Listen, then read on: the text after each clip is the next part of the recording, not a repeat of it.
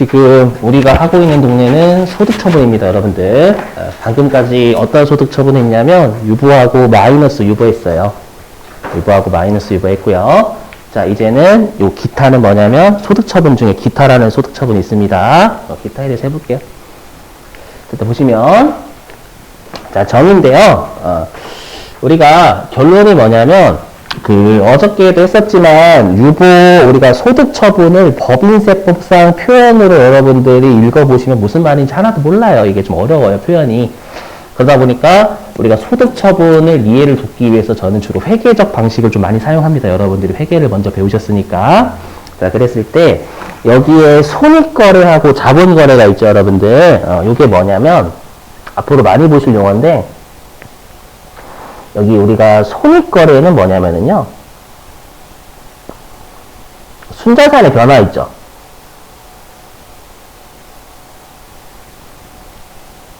이게 손익거래 밑줄 칠 건데요.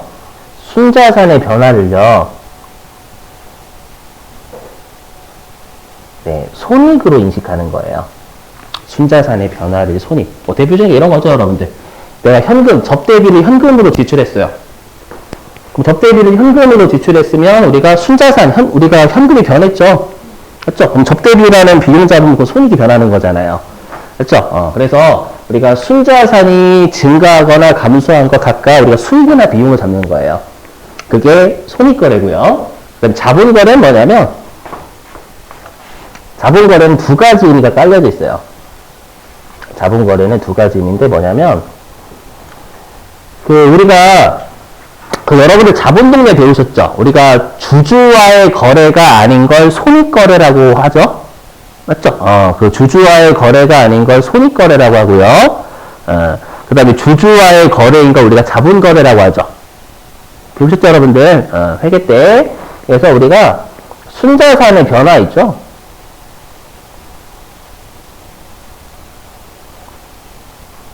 순자산의 변화를요, 자본으로 처리하거나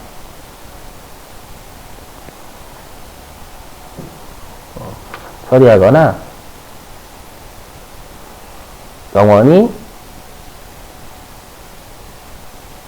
손익으로 인식하지 않는 거 우리가 자본거래다라고 불러요. 마치 이거죠. 여러분들 우리가 내가 배당을 줬어요. 그 배당 주면 여러분들 미처분 이익잉여금이라는 자본이 감소하죠. 맞죠? 그거 수익이, 그거 비용이에요? 비용 아니잖아요, 여러분들. 맞죠? 그래서 우리가 순자산이 변화하는 걸 자본으로 처리하죠, 여러분들. 그죠? 그래서 뭐냐면, 우리가 우리가 회계는 주주와의 거래가 아니면 순자산이 변화하는 걸 우리가 손익을 인식하지만, 만약에 그게 주주와의 거래면 순자산의 변화를 자본을 인식하죠. 근데 우리가 이거는 배운 적이 없어요. 뭘 안 배웠냐면, 우리가 순자산이 변화하는 걸 영원히 수익이나 비용으로 인식하지 않는 계정 과목을 회계에서 배운 적이 없으실 거예요. 그렇죠? 그래서 여러분들이 좀 암묵적으로 합의를 해주셔야 될 게 뭐냐면, 좀 이따 할게요. 좀 이따 무슨 말인지 할 거고. 자, 일단 보시죠. 무슨 말인지. 보시면. 자, 이 자기주식 처분 이익에 대해서 해볼게요. 자기 처분 이익. 보시면. 자, 요 분계는 자기주식 20원을 현금 30원에 판 분계입니다.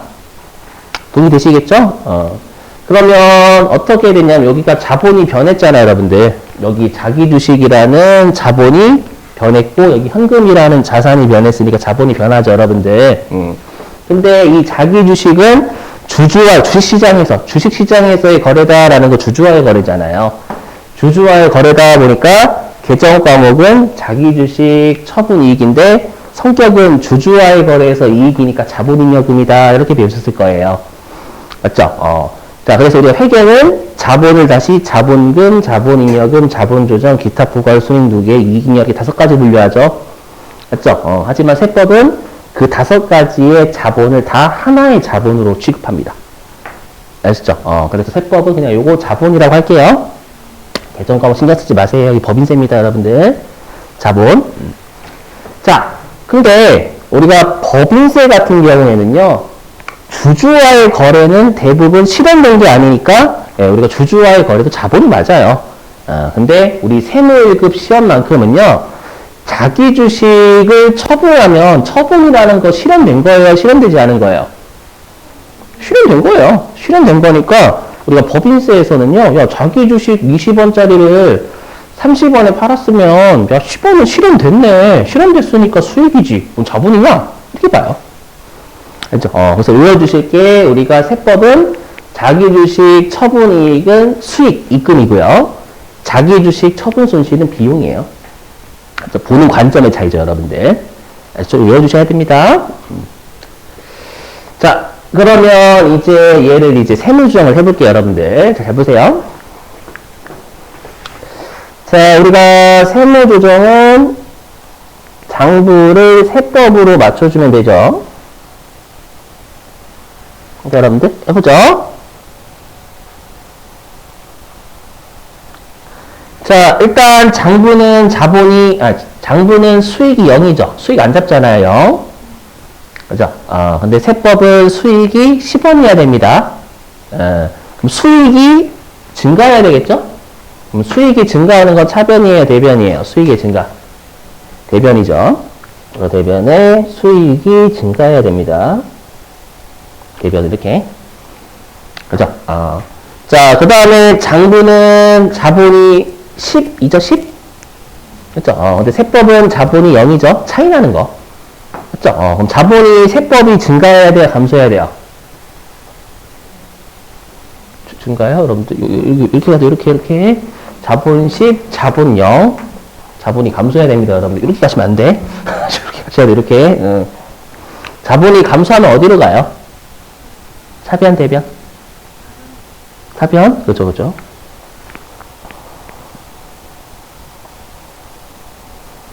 이렇게. 그러면 우리가 이렇게 수익이 대변에 있다라는 건 세법상 수익이 증가하는 거예요, 감소하는 거예요? 증가하는 거죠, 여러분들. 이거 뭐라고 해요? 세법상 수익이 증가하는 거. 그렇죠? 세법상 수익 입금. 맞죠? 그리고 우리가 넣는 걸 산입하죠. 입금 산입 이렇게 할게요. 드립자 써서 산입은. 그죠? 그리고 자본의 차이가 나요, 안 나요? 우리 세법, 장부하고 세법의 자본의 차이가 나면 유보나 마이너스 유보라면서요. 맞죠? 자본의 차이가 나요, 안 나요? 안 납니다. 왜 안 나냐면 들어보실게요. 아까 그것 때문에 그래요. 이익이 증가하면 이익잉여금이라는 자본이 증가하잖아요. 그죠? 거기 보세요. 여기 보시면, 자, 여기, 세법상 수익이 증가하면 세법상 이익이 증가합니다.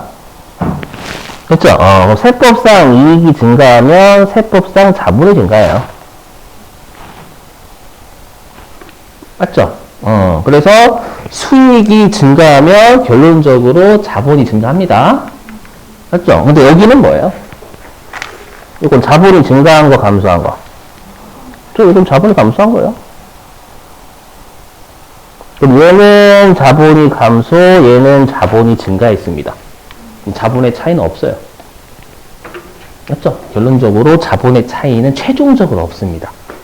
그럼 우리가 장부하고 세법에 자본의 차이가 발생하면 유보하는 마이너스 유보였죠? 맞죠? 근데 장부하고 세법에 자본의 차이가 없어요. 근데 우리가 세무조정은 소득 처분까지를 세무조정이라고 했었죠? 그럼 여기다가 뭐라고 해요? 아무것도 아님이라고 적어요? 네, 소득 처분 아무것도 아님. 너 뭐냐? 이렇게 물음표? 그건 아니에요. 맞죠? 그래서 세법하고 장부하고 세법에 자본의 차이가 없는 거 우리가 기타라고 합니다. 정말 아무것도 아니다. 기타. 알죠? 그래서 얘는 입금, 산입, 기타. 어디 갔어? 여기 입금, 산입, 기타. 내가 방금 한 거예요, 여러분들. 요거. 그대로 자본 10 증가, 여기 자본 10 감소. 그대로 가지고 온 거예요. 여기 수익이 10 증가하면 이익이 10 증가하고, 이익이 10 증가하면 자본이 10 증가하잖아요. 여기는 자본 10 감소한 거고, 오카이? 네. 그래서 자본의 차이는 없다라는 걸 기타라라고 합니다. 아셨죠? 그럼 여러분들이 중요한 게 뭐냐면, 우리가 어저께 법인세가 6점이라고 했죠? 맞죠? 우리가 법인세는 대부분 다 6점인데요. 가끔씩 이런 문제가 있어요. 소득금액 조정 합계표를 작성하세요. 라고 해놓고요. 문제를 한 5개를 내요. 그 한 문제당 1점이 되겠죠? 6점짜리니까. 그럼 걔네들은 어떻게 하셔야 돼요? 나올 때마다 그냥 바로 외우셔야 돼. 왜냐면 우리 자기주식 처분이익 시간에 세무중 잘 물어보거든요. 그럼 바로 입금산 이렇게 타고 넘어가셔야 돼. 1점짜리니까. 아셨죠? 그래서 외워주셔야, 나올 때마다 세무중 외우셔야 돼요, 여러분들. 나중에 계속 얘네들이 이제 포괄적으로 다 해야 된단 말이에요. 그래서 자기주식 처분이익을 회사가 자본 처리했다라고 하면 입금산이 기타입니다, 여러분들. 암기. 넘어가겠습니다. 자, 이제 하나 더 할게요. 뭐냐면 국세 환급금 이자입니다. 자, 요게 뭔지 설명 좀 해보겠습니다. 뭐냐면, 자, 여러분들이 소득세 같은 거 많이 내신 거예요. 맞죠? 소득세를 많이 내신 겁니다. 그럼 국가가 환급을 해주겠죠? 맞죠? 환급하면서, 근데 여러분들이 세금을 많이 내신 게 6개월 전이에요. 그럼 6개월 동안에 이자는 발생했겠죠? 맞죠? 그래서 국가가 세금을 많이 낸 걸 돌려주면서 이자를 쳐서 주는 걸 우리가 국세 환급금 이자라고 부릅니다. 아시죠? 자, 그럼 국세 환급금 이자가 10원이 들어갔다라고 가정해 볼게요. 자, 그럼 회사는 차변에 현금 10, 대변에 주로 자비익 같은 거 잡거든요. 환급이 좀 얼마 안 되면. 그래서 회사는 수익 적었대요. 즉, 순자산이 증가한 걸 수익 적었으니까 손익거래 잡은 거죠. 맞죠? 그러니까 우리가 손익거래라는 거 순자산의 변화를 우리가 수익이나 비용, 우리가 손익으로 처리한다는 게 수익 비용 잡는 거잖아요, 여러분들. 맞죠? 자, 근데 세법입니다, 세법. 자, 여러분들 수익으로 본다라는 건 세법은 입금이라는 얘기죠. 입금으로 본다라는 건 과세한다라는 거예요, 과세하지 않는다라는 거예요. 과세한다는 얘기예요. 생각해보세요. 자, 국가가 여러분들이 세금을 많이 내셔가지고 이자를 쳐서 10억을 돌려주는 겁니다. 10억이 아니라 10억이라고 10억? 여러분이 10억을 많이 내셨어. 국가가 네, 미안해 이자를 좀 쳐서 줄게요 라고 해서 10억의 이자를 더 쳐서 준 거예요. 근데 세법이 입금이래요. 입금이어가지고 입금이니까 과세할게요. 이건 뭐예요? 이걸 한마디로 표현하면 줬다 빼는 겁니다, 여러분들. 그렇죠? 그렇기 때문에 세법은 이 국세 환급금 이자를요, 분명히 순자산은 증가했죠. 순자산은 증가했지만 영원히 수익으로 보면 안 돼요. 맞죠? 근데 우리가 회계에서 이런 개정과 배운 적 있어요? 맞죠? 순자산이 증가하는 걸 영원히 수익으로 보지 않는 개정 과목을 배운 적이 없어요. 근데 우리가 세법상으로 해석하면 더 이해가 하나도 안 됩니다. 좀 이따 읽어보겠지만. 그래서 개정 과목 하나를 만들어 내겠습니다. 우리가 순자산이 변화하는 걸 영원히 수익이나 영원히 비용으로 보지 않는 개정 과목 있잖아요. 걔를 자본이라고 좀 표현할게요. 아시죠? 순자산의 변화를 영원히 수익 비용으로 안 보는 걸 자본이라는 개정 과목 하나 만들어 내겠습니다. 아시죠? 그래서 차변의 현금, 대변의 자본.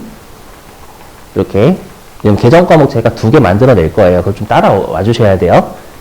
아시죠? 왜냐면 좀 이따가 법인세법상 기타의 정의를 읽어보시면 무슨 말인지 하나도 몰라요. 아시죠? 차라리 최악보다는 그럼 차악이 낫습니다. 아시죠? 그래서 자본이라고 할게요. 영원히 수익으로 인식하지 않겠다. 순자산 증가했지만. 아시죠? 왜냐면 회계에서 배운 개정감이 없어서 그래요. 근데 우리는 회계에 익숙하거든요. 이렇게. 자, 그러면 세무조정 해볼게요. 여기 보시죠. 자, 장부는 수익 10. 네, 세법은 수익 0. 그렇죠? 그러면 수익이 감소해야죠? 수익이 감소하니까 차변. 그죠? 자, 그 다음에. 자, 장부는 자본 빵. 세법은 자본 10. 그럼 자본이 10 증가해야 되겠죠, 여러분들? 그럼 자본이 증가하니까 대변해 볼게요. 자, 그러면 우리가 얘는 어떻게 부르면 돼요? 세법상 수익이 지금 증가한 거예요? 감소한 거예요? 어차피 감소한 거죠. 그럼 이거 뭐라고 부르면 돼요? 그러니까 세법상 수익 입금 그 다음에 빼는 거잖아요. 빼니까 불산이. 되세요? 자, 그 다음에 우리가 여기 세법상 수익이 감소하면 세법상 이익이 감소해요. 그럼 세법상 이익이 감소하면 세법상 자본이 감소합니다. 되실까요? 오케이? 그렇죠? 수익이 감소하면 이익이 감소하잖아요. 또 이익이 감소하면 이익잉여금이란 자본이 감소하게 돼요. 이해되세요? 근데 얘는 어떻게 된 거야? 얘는 자본이 증가한 거잖아요. 대변이 있으니까. 그죠? 여기는 자본 증가. 여기는 자본 감소. 그죠? 그래서 여기 자본 감소. 돼요? 그래서 어떻게 하면 입금, 불산입. 입금, 불산입, 기타 자본의 차이가 없다. 그래서 보시면 아시겠지만, 오류 장부를 세법으로 만드는 분계를 끊었을 때요, 어느 한쪽이 자본 나오면 기타입니다. 계속 제가 증명할 거예요, 일단은. 자, 근데 잘 보셔야 돼요. 뭐냐면, 우리가 아까 유보라는 건 가산조정에서 나왔죠. 그리고 마이너스 유보는 차감조정에서 나왔잖아요. 그죠? 근데 보시면 아시겠지만, 여기 입금사는 이제 가산조정이죠. 가산조정도 기타고, 입금불산은 차감조정이죠. 차감조정도 기타입니다. 맞죠? 그래서 기타는 가산조정이든 차감조정이든 용어가 다 플러스 기타, 마이너스 기타가 아니라 다 기타예요. 아시죠? 자, 그게 어디에 있냐면 50페이지입니다.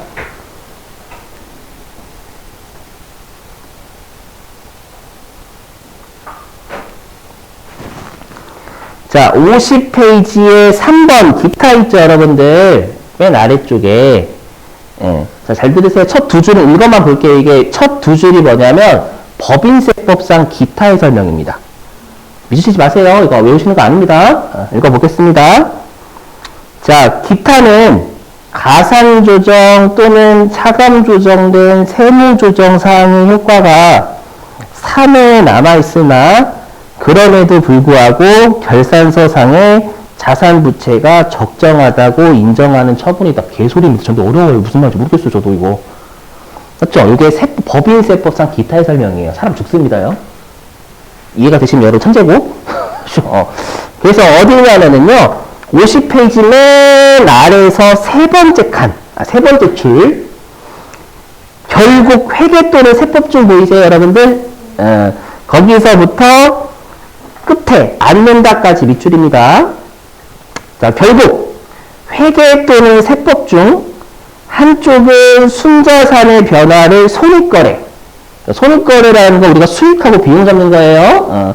손익의 변화를 인식하고 한쪽은 자본거래. 자본의 변화. 자본의 변화라는 건 영어는 수익 비용을 안 잡는 것도 포함이에요. 알죠? 자본의 변화를 인식함으로써 발생하는 차이로 핵심 요거 영구적 차이입니다, 여러분. 나중에 할 때 우리 아까 유보나 마이너스 유보는 언젠가는 그 자산부채가 차이가 났던 자산부채가 소멸하는 추인했었죠. 그 말은 뭐냐면 우리가 유보나 마이너스 유보는 뭐라고도 하냐면 일시적 차이라고 해요. 일시적 차이. 그 일시적이라는 게 시간이 조금 있다 차이가 아니라 언젠가는 없어진다 차이가 그 뜻이에요. 하지만 우리 방금 이건 기타는 뭐였어요? 기타는 영원히 수익을 보지 않는다. 이거였잖아요. 영구적 차이입니다. 그래서 나중에 여러분들이 소득 처분을 이제 세 가지를 배우실 거고 하나 더 배우실 거예요. 그랬을 때 이거 나중에 가면 회계하고 세법이 같은데? 라고 하면 무조건 유보하는 마이너스 유보예요. 나중에 또 설명할게요. 계속 밑줄. 영구적 차이로 자산 부채 차이가 발생하지 않으므로 별로 요거야 자본의 차이가 없는 겁니다. 아시죠? 요게 더 낫습니다. 차라리. 기타를 우리가 법인세법상 용어를 해석하는 것보다 이게 더 괜찮습니다.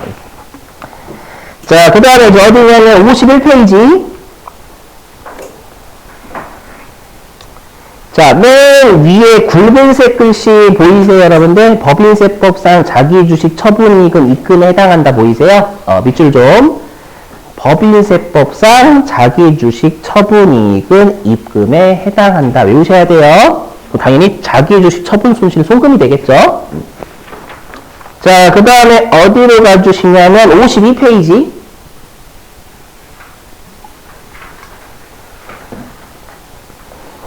자, 52페이지 중간입니다. 중간에 굵은색 글씨 밑줄 좀 치실게요.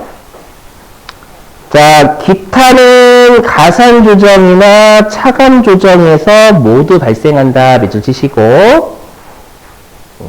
그 다음에 혹시 52페이지에 예제 2-2 보이시나요? 예제 2-2 기타? 거기에서 혹시 손가락 표시에 국세 환급금 가산금 보이세요?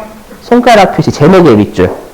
국세 환급금 가산금에 위치시고. 자, 보실게요.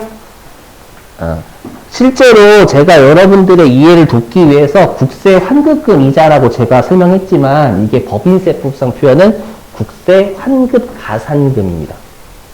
왜일까요? 왜 제목이? 국세를 환급해 주면서 더 쳐주는 금액이잖아요. 이해되세요? 시험에서 국세 환급 가산금이라고 나와도 국세 환급금 이자라고 여러분 해석하실 수 있으셔야 된다라는 거예요. 환급해 주면서 가산해서 더 주는 거, 그 뜻이잖아요. 그렇죠? 자, 얘는 어디냐면요. 그 국세 환급 가산금에 대한 설명이 두 번째 줄에 있어요. 그 두 번째 줄에 국세 환급금 가산금이란 보이세요?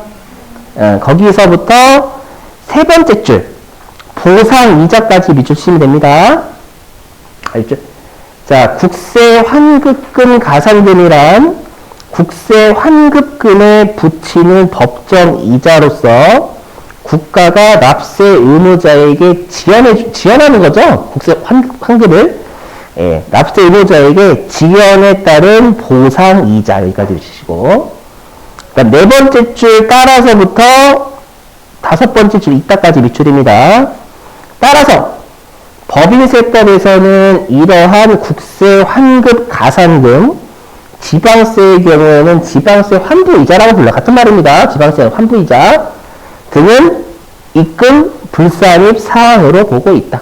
영원히 수익을 보면 안 되잖아요. 그래서 미안하다고 쳐주는 거니까. 자, 됐고요. 자, 이제